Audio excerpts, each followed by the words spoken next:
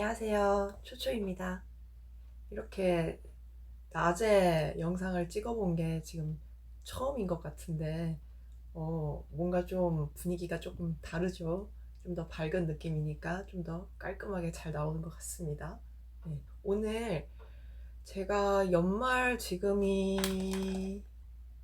오늘이 12월 29일이에요. 그러니까 촬영 날이 12월 29일입니다. 그래서 지금 한 이틀만 있으면은 이제 벌써 연말이네요. 어떻게 연말 잘 마무리하고 계신지요? 저는 요즘 영화를 조금 보고 있는데, 그러니까 새로운 영화를 보는 게 아니라 그 좀 지난 영화들을 좀 반복해서 보는 걸 좋아해요. 그래서 연말에는 항상 제가 이렇게 배경음악처럼 틀어두는 영화들이 있는데요. 그게 라라랜드랑 그 다음에 캐롤, 영화 캐롤 이렇게 두 가지를 조금 자주 틀어놓는 편이에요. 그거 틀어놓고 뭐 핸드폰 하고 뭐 책도 읽고 딴짓도 하고 이런 식으로 지내고 있는데, 캐롤은 그렇다 치더라도 라라랜드를 왜 제가 겨울에 생각나지? 왜 겨울에 라라랜드가 생각나지? 하니까 일단 스토리도 약간 따뜻한 내용이고 그 다음에 뭔가 이렇게 환상적인 듯한 느낌이잖아요. 그리고 제가 라라랜드 개봉한 그 계절을 봤는데, 라라랜드가 어디 보자. 2016년 12월 7일에 개봉을 했네요. 제가 이거를 겨울에 봐서 그런가 이상하게 겨울 되면 라라랜드가 생각이 나더라고요. 네, 그래가지고 이 두 가지를 제가 겨울에 되면은 그냥 무작위로 틀어놓고 그냥 계속 보고 있어요. 막 보다가 딴 거 하다가 보다가 뭐 다른 뭐 책 보다가 핸드폰 하다가 이런 식으로, 심지어 그 틀어놓고 핸드폰으로 유튜브를 보기도 해요. 두 개 양쪽을 동시에 보면서 그런 식으로 하고 있어요. 네, 일단은 그렇습니다. 보면은 이제 제 친구들도 보면은 겨울 되면은 틀어놓는 음악, 겨울 되면 틀어놓는 영화, 아니면 뭐 드라마를 다시 정주행한다든가 이런 게 있는데, 여러분들도 혹시 연말에 이제 자주 틀어놓는, 아니면 자주 이제 의뢰처럼 보는 영화나 소설, 아니면 책 같은 게 있으신가요? 제가 오늘 들고 온 책은 이런 연말 분위기에 잘 어울리는 책입니다. 바로 이번에 영화로도 개봉했었죠. 바로 이처럼 사소한 것들입니다. 먼저 이 책의 작가 먼저 소개를 해드릴게요. 이 책 작가가 클레이 키건이라는 아일랜드 출신의 여성 작가입니다. 저는 이 책을 볼 때 작가를 조금 좀 살펴보는 편인데, 이 클레이 키건은 저도 처음 뵙는 작가분이시거든요. 그래가지고 제가 검색을 해봤더니 이제 이 클레이 키건은 아일랜드 출신, 아까 말씀드렸다시피 아일랜드 출신의 작가고 1999년에 첫 단편집인 남극으로 데뷔를 했다고 합니다. 그 이후에 푸른 들판을 걷다와 맡겨진 소녀 등 출판하면서 이제 조금씩 호평을 받고 있는 작가입니다. 오늘 소개해드릴 이처럼 사소한 것들, 이거는 소설부문 오웰상을 수상했고 2022년 부커상 최종 후보에 올랐습니다. 저도 처음에 이 책의 존재를 몰랐어요. 그런데 이번에 영화 개봉하는 거에서 이제 이처럼 사소한 것들이라는 타이틀로 해가지고 영화가 개봉하는데, 거기에 킬리언 머피라는 배우가 출연을 한다는 소식을 알게 되고, 이거는 뭐지? 라고 생각을 하게 됐습니다. 그래가지고 근데 이제 그 영화 소개나 이제 예고편도 보고 했는데, 이게 책이 원작이라는 걸 알게 됐어요. 책이 원작이 있고 그다음 이걸 바탕으로 해서 영화를 만든 거다. 근데 원래 그 책으로 원작으로 한 영화들은 워낙 많잖아요. 그랬다면 이제 제가 눈여겨보지 않았을 텐데, 세상에 킬리언 머피가 주연을 맡았다고 합니다. 킬리언 머피는 제가 처음 이 배우 존재를 알게 된 게 인셉션에서부터 했어요. 인셉션에서 약간 유약한 도련님, 부잣집 도련님으로 나오는데, 처음에는 그냥 지나가는 단역, 조연 정도로 생각을 했는데, 이상하게 그 영화가 끝나고도 그 킬리언 머피의 그 약간 그 묘한 얼굴, 묘한 표정에 뭔가 계속 생각이 나는 거예요. 그 배우가 나온 것들을 좀 유심히 보다가 알게 된 게, 크리스토퍼 놀란, 그러니까 인셉션을 만든 크리스토퍼 놀란 감독이 이 킬리언 머피 배우를 굉장히 사랑하고 있었던 거죠. 그래서 자기가 만든 영화마다 그 킬리언 머피 배역을 이제 만들어 주려고 단역이든 조연이든 다 넣어가지고 출연을 시켰다는 거예요. 이제 그래서 왜 놀란 감독이 왜 킬리언 머피를 그렇게 좋아했을까? 제가 이제 뇌피셜로 생각을 해보건데 오펜하이머를 보고 알았습니다. 오펜하이머에서 이제 킬리언 머피 주연으로 해서 이제 꽤 긴 시간 동안에 그 사람을 중심으로 해가지고 영화를 찍는데 그 사람의 뭐 되게 묘한 얼굴 표정? 그러니까 묘한 분위기가 있어요. 그래서 그걸 보면서 놀란 감독이 이런 느낌 때문에 이 킬리언 머피에 대해 홀딱 빠진 건가? 그런 생각을 했습니다. 이건 정말 여담이지만 오펜하이머에서 킬리언 머피의 그 마지막 클로즈업, 익스트림 클로즈업을 쫙 잡잖아요. 그 얼굴 표정이 너무너무 마음에 남았습니다. 그러니까 이유는 설명을 할 수가 없는데 너무 생각이 나는 얼굴이에요. 네, 제가 논리적으로 이걸 설명할 방법이 없네요. 어쨌든 계속 생각이 나는 얼굴이라 가지고 그때부터 킬리언 머피의 얼굴. 그러니까 잘생겼다는 뜻이 아니에요. 잘생겼다는 뜻이 아니라 그냥 생각이 계속 나요. 그 묘한 분위기가. 그래서 킬리언 머피가 나오는 작품은 그때부터 조금씩 따라보기 시작했습니다. 그런 고로 이처럼 사소한 것들이라는 영화가 제 눈에 띄었고, 그래서 제가 영화를 먼저 보기보다는 이제 책을 먼저 봐야겠다. 책을 보고 영화를 보면은 조금 더 이제 이해하는데 도움이 되겠다 해가지고 부랴부랴 검색을 해서 영화 보기 이틀 전인가 책을 주문해가지고 읽었어요. 근데 책이 굉장히 얇고 그 다음에 그렇게 내용이 복잡하지 않아서 한 요 정도 얇이에요. 요 정도 얇이고 한 몇 페이지냐면요. 121페이지에서 이야기가 끝나요. 그러니까 121페이지면은 그냥 단편? 중편? 정도의 사이즈의 그런 소설이거든요. 그래서 영화 보기 전에 후다닥 볼 수 있었습니다. 이게 책이 얇은 만큼 내용이 군더더기 없고 깔끔하게 진행이 되는 스토리라인을 가지고 있어요. 그냥 정말 깔끔하게 이야기를 뽑아냈다라고 볼 수 있습니다.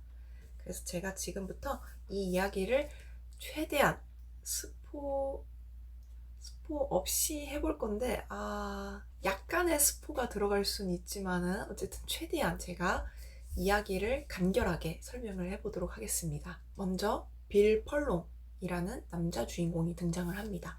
이 빌 펄롱은 이제 아내와 5명의 딸과 함께 살아가는 석탄 목재 상인이라고 해야 될까요? 그러니까 석탄도 팔고 토탄도 팔고 조개탄, 뭐 연탄, 장작 이런 것들을 파는 이제 그런 상인입니다.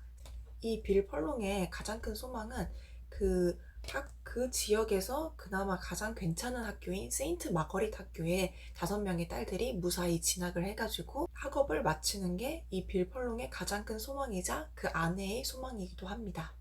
그래서 사람들과 척을 지지 않고 불편한 관계가 되지 않고 조용히 무탈하게 살아서 이 5명의 딸들을 무사히 졸업시키려는 소망이 있습니다. 그러던 중 펄롱이 그 마을의 수녀원에 연탄을 배달하던 중에 일이 발생합니다. 펄롱이 수녀원에 배달을 하던 도중 이제 어느 한 아이가 부당한 대우를, 그러니까 쉽게 말하면은 이제 학대를 당하고 있었던 거죠. 학대를 당하고 있었던 정황을 포착을 하게 됩니다. 펄롱이 그 장면을 보면서 혼란스러워하는 장면에서부터 이야기가 본격적으로 시작이 됩니다. 그 수녀원은 마을 곳곳에 영향을 행사하고 있는 영향력이 큰 수녀원이에요. 이 수녀원과 척을 지을 경우, 그러니까 이 수녀원과 적대적인 관계에 들어갈 경우 이게 아무래도 그쪽 마을에 사는 게 조금 고달퍼질 수 있는 거죠. 그래서 빌 펄롱은 이 수녀원에서 학대당하고 있는 것 같은 아이를 구하고 수녀원과 척을 지을지, 아니면은 그냥 모른 척하고 그냥 원래 살던 대로 삶을 영위할지를 정말 고민을 하게 됩니다. 이 이야기는 우리들의 삶을 대입해 보기에도 괜찮은 것 같아요. 뭐 거창하게 삶은 아니더라도 우리가 평소에 어떤 식으로 살아왔는가에 대해서도 고민하기 좋은 책인 것 같은데요. 예를 들어서 이제 블록버스터 영화처럼, 아니면 뭐 경찰, 뭐 액션 영화처럼 어떤 대기업의 비리를 만방에 이제 고발한다거나 아니면 뭐 나라의 비리를, 뭐 정치인의 비리를 뭐 시민들에게 알려서 정의의 사도처럼 이 나라를 구원하겠다, 이런 거창한 목표나 이런 대단한 일이었으면은 이제 그냥 뭐 그렇구나, 뭐 남의 일이구나 라고 이제 제가 생각을 했을 거예요. 근데 이 빌 펄롱이 겪고 있는 이 문제는 사실 어디에나 대입 가능한 문제인 것 같은 거예요. 흔히 말하는 뭐 어떤 좀 부당한 관행이라든가 원래 그래 왔다로 어느 이제 어떤 한쪽에 이제 불이익을 주는 거죠. 불이익이나 부당한 대우를 하는 거죠.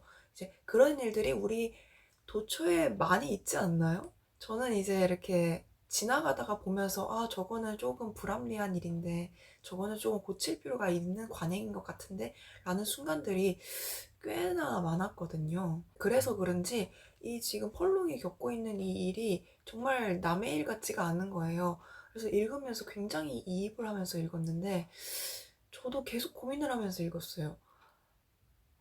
이 빌 펄롱은 그렇게 넉넉한 경제적 사정을 가진 것도 아니고 뭔가 힘이 있는 사람도 아니고, 그러니까 우리 같이 평범한 소시민인데 거기에 나름 마을의 권력자인 수녀원을 척지면서 이 아이들을 구하는 게 맞나? 아니면은 그냥 원래대로 원래 그렇게 살아왔으니까 그냥 내가 조금 모르는 척하고 그럼 나는 그냥 내 아이들을 잘 챙기면서 우리 아이들이 사회에 이제 잘 적응할 수 있도록, 잘 이제 교육받을 수 있도록 그냥 이렇게 계속 살아가는 게 맞나? 근데 내가 이거를 모른 척하고도 내가 온전히 나로 잘 살 수 있는가? 그거에 대해서 이제 고민을 해봐야 된다는 거죠. 또 제가 이 이야기 중에서 가장 좋았던 점이 펄롱이, 그러니까 이 책이 묘사나 이런 게 장황하거나 이러지 않는데 펄롱이 그 갈등을 하는 장면을 꽤 긴 시간을 들여가지고 묘사를 합니다. 그러니까 펄롱의 불편한 심기, 마음의 죄책감, 이런 것들을 작가가 긴 시간을 들여가지고 길게 서술을 해요. 그 장면이 저는 너무 좋은 거예요. 좋기도 하고 안타깝기도 하고 참 슬프기도 하면서 뭐 어쩔 줄 모르는 그런 느낌이 드는 거예요, 저한테는. 그래서 이제 결국 이제 펄롱이 어떻게 했는지는 여러분들이 책을 읽으면 아실 수 있겠지만은 그 고민하는 과정, 그거를 이제 아내와 이야기를 하면서 대화를 나누는 과정 속에서 아, 정말 어려운 문제고 어렵지만은 답이 명쾌하지만 그래도 어려운 문제구나. 네, 그렇게 느꼈습니다. 이 펄롱도 어릴 적에 어느 노부인의 도움을 받아요. 그러니까 간략하게 이야기를 하자면은 이 펄롱의 어머니가 미혼모예요. 그러니까 아버지가 누군지 모르고 아이를 가져가지고 펄롱을 낳은. 근데 그 펄롱이랑 어머니가 의탁할 데가 없으니까 당시에 그러니까 펄롱의 어머니가 일을 하던 월슨 부인의 집에서 의탁을 하면서 지냅니다. 이 미시즈 월슨 이 부인은 펄롱을 외면하거나 모른 척하거나 구박하지 않고 펄롱을 잘 양육하면서 교육도 시켜주고 이런 놀이 같은 것도 함께 해주고, 그러한 도움으로 인해서 펄롱이 삐뚤어지지 않고 이제 본인의 역할을 잘 할 수 있는 이제 사회인으로 성장을 하게 된 것이죠. 그러니까 펄롱도 나름의 타인에게서 빚을 가지고 있는 거예요. 그런 기억을 가지고 있는 펄롱이기 때문에 그 펄롱이 나중에 그런 생각을 해요. 내가 지금 하고 있는 행동이 그 과거의 어머니를 생각나게 만드는 거예요. 내가 그 미세스 월슨이 어머니를 구하지 않았더라면 그럼 나는 어떻게 되었을까? 그리고 마찬가지로 내가 지금 저 수녀원에 학대당하고 있는 아이를 구하지 않았다면 어떻게 될까 미래라고 고민을 하게 됩니다.